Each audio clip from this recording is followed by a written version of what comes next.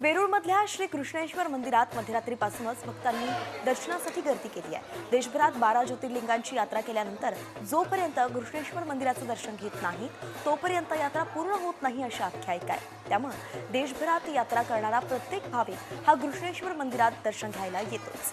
पहिले 11 ज्योतिर्लिंग हे उत्तरामुखी आहेत, तर कृष्णेश्वर मंदिर हे एकमेव पूर्वाभिमुख आहे। महाशिवरात्रीनिमित्त त्र्यंबकेश्वर मंदिरात शिवभक्तांची मोठी गर्दी दिसून येते। दर्शनासाठी रात्रीपासूनच रांगा लागल्या आहेत।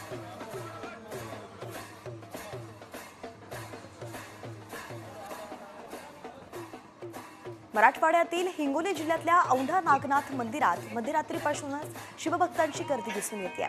औंढा नागनाथ संस्थानकडून शासकीय महापूजा संपन्न झाली आणि त्यानंतर भाविकांच्या दर्शनासाठी मंदिर खुलं करण्यात आलं। मंदिराच्या मुख्य भागावरती आकर्षक सजावट करण्यात आली आहे।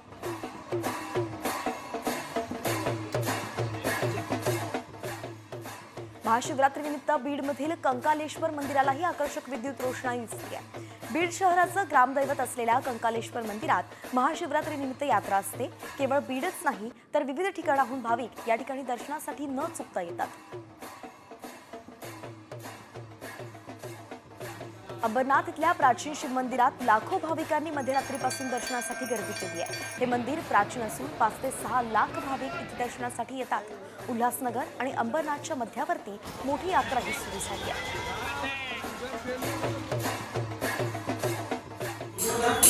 महाशिवरात्रीच्या निमित्तानं नागपूरच्या प्राचीन कल्याणेश्वर मंदिरात भाविकांनी मोठी गर्दी केल्याचं दिसून येत आहे। मध्यरात्री विधिवत पूजा झाल्यानंतर शिवमंदिर रुद्राभिषेक करून आता या ठिकाणी भाविकांना दर्शनासाठी मंदिर खुलं करण्यात आलंय।